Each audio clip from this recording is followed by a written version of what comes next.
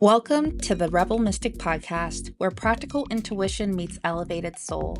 I'm your host, Isabel, evidential psychic medium and spiritual teacher, and I'm here to help you activate your gifts, trust your inner voice, and embody your spiritual power.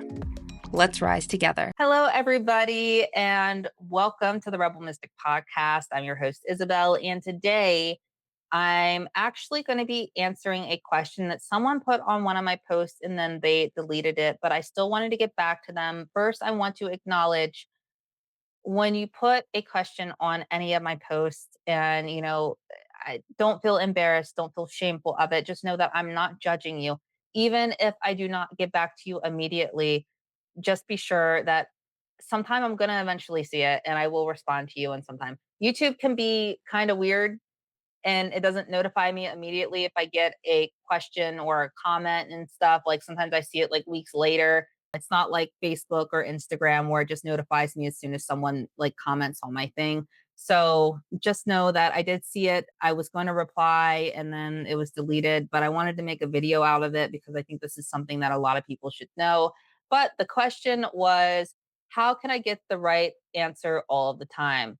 Now, my duty as an ethical psychic medium and spiritual teacher is to tell you that that is impossible. You are not going to be getting the right answer all the time. And even the most famous and, those TV psychic mediums and stuff that you see, they are also not right 100% of the time. And I hate that they polish up the TV shows to make it seem like they are. They're not. You have to think the intuitive information that we are getting from spirit, our higher selves, God, source, whatever you name it. It's coming down and filtering through our human mind, our brain, which analyzes, which logicizes, or is that a word? It's a word now. It tries to make sense and piece things together. Okay. So a lot of the times we're overthinking the information that comes through. And this is a thing that a lot of psychic mediums struggle with, is the overthinking part of it. Now, there's a difference here. Being right and being accurate, it's two different things. When you want to be right all the time, this is kind of circling around the zone of perfectionism, and that can completely destroy your intuitive connection, your psychic connection, whatever it may be, if you are worried about being right 100% of the time, if you're not okay with getting it wrong, if you're not okay with getting a no, if you're, reading from somebody else.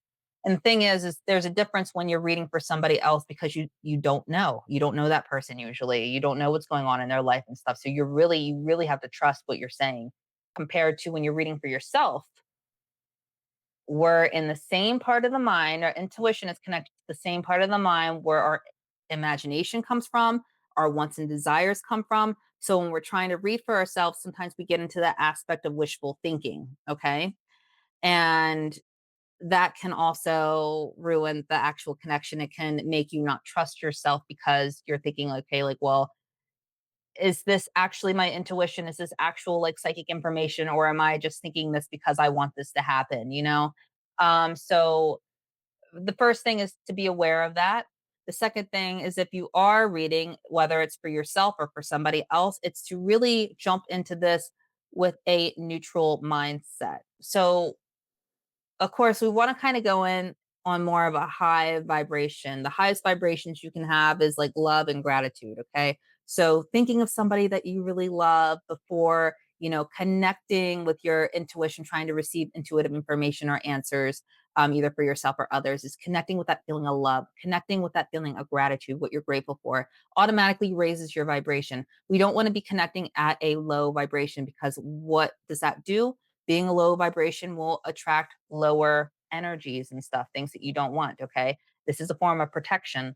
And what our goal here is when we are reading for ourselves, it's not to necessarily be at a super high vibration. It's not to be at a low vibration. You want to just be right in the middle. You want to be neutral. You want to release the expectations that you have for your wants and desires and understand that, you know, anything could happen. Be open to whatever comes through, even if it's not what you actually want to hear. So you have to go in with a neutral mindset. This also is important if you are reading for somebody else to go in with a neutral mindset.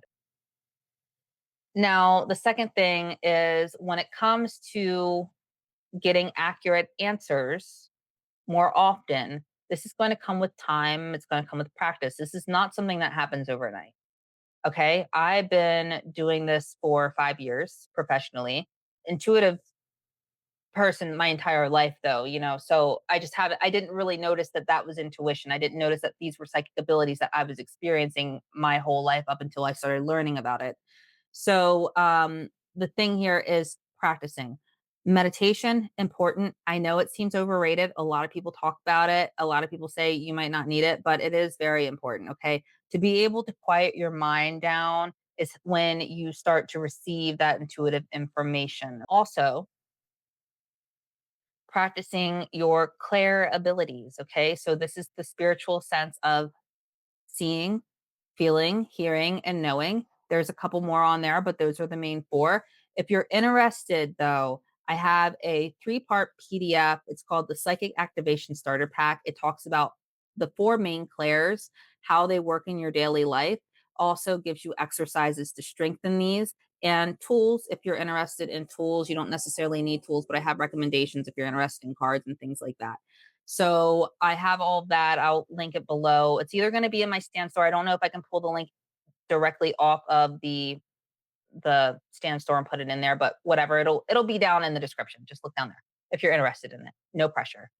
But when you are developing your clair abilities, ultimately, if you stay consistent with this, you're going to start noticing how your intuition and the stuff that's coming through is getting a lot more clear or a little bit more intense. Okay. So you're also going to start recognizing it more. So, for example, if you're working on developing your clairvoyance, your psychic ability of sight, let's say that you do like a pineal gland meditation, and then you might do, there's a candle exercise that people do where they kind of stare at the flame for a little bit. They close their eyes, they picture it in their third eye, and then wait for that picture to kind of dissipate. And then they stare again, and they do that for like maybe 15 minutes. It's another way to develop your clairvoyance. And let's say that you start doing that and you're practicing things like that on a regular basis, and you're going to start noticing you might start getting more vivid dreams. You might start getting flashes of images that pop up into your head that are very significant, maybe just moments later or even later that day, however it pops up. You'll be like, oh, that was weird. Like I thought of that. I had that image pop up into my head before it happened. I had a story that I shared on a short or a reel, depending on what platform you're on, where I was kind of doing a skit and I was talking about how clairvoyance works. And I was getting my kids, buckled up into the back seat of my car. All of a sudden, I get this flash of a bee that pops up into my head. And then I shut the door. I'm walking around and my daughter's screaming because there was a bee in the car. I didn't know that there was a bee in the car. Okay. It just popped up into my head as like kind of a symbol. So that's how clairvoyance works usually. But you'll notice it'll get sharper the more you start to develop it. You'll start seeing more images. You'll start, it all kind of adds up. It compounds over time. The third thing that I want to bring up is feeling into your body. Okay. Your intuition and stuff, like a lot of people think that it's all up here in the mind. Like they put a lot of emphasis up here in the brain, but it's not a brain thing. Okay. Our brain has two different hemispheres. Okay. It's there to analyze a lot of stuff, put things together. Our brain is very indecisive. This is where the overthinking comes in. The thing is that you want to trust your body first. Okay.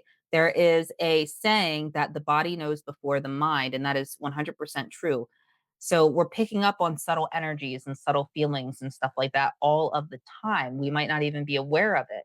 And this is true to the extent of we all have a electromagnetic field. This has been scientifically proven that we have electromagnetic field. And this is why I say if you go out into a crowded place, you might get overwhelmed with a bunch of emotions. You might start to feel anxious. You might start to feel, rushed and jittery. And that's because you're picking up on all these different people's emotions and stuff like that. And it can get agitating. Like you don't want to be bombarded with other people's feelings and energy. We can talk about protection and all that in a different video. But the point here is that we are able to feel the subtle energies when it comes to decisions and choices that we have to make. So this is an exercise that I want you guys to try.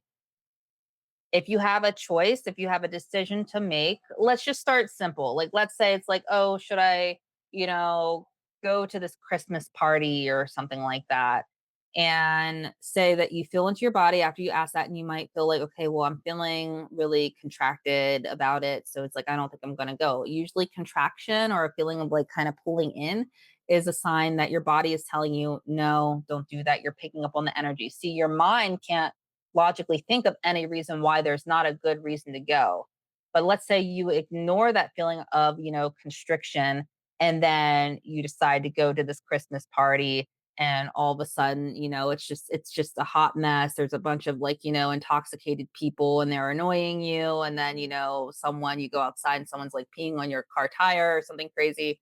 I'm not speaking from this out of any experience, that just came to mind. So anyway, when it comes to you getting a yes, like, yes, you should go and do this, it's more of an expansive feeling. Like, you're like, okay, like, I really want to do this. But put all the things that I just said together, other than practicing your clairs, because that's going to take time and getting silent within your mind, but being neutral when you ask yourself these questions, experience what answers are coming through, the feelings that you're receiving in your body before logically making that decision.